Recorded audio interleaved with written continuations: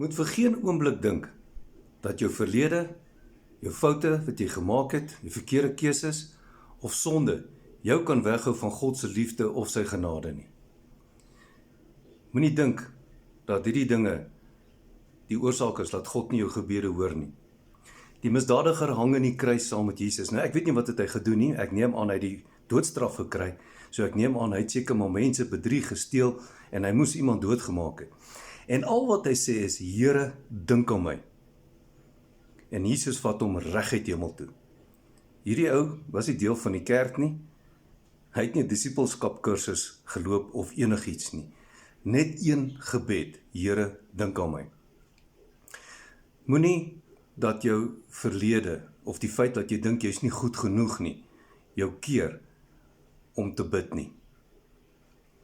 Moenie dink jy is nie goed genoeg nie. Jy is nie. Maar jy bid nie oor wie jy is nie. Jy bid omdat jy weet wie Jesus is en wat hy vir jou gedoen het. En sy beloftes is waar. En die belofte in die woord Jeremia is, roep my aan in die dag van benoudheid. Die Hebreëse Bybel sê, en ek sal aandag aan jou gee, net soos Jesus aandag aan die misdadiger langs hom gegee het.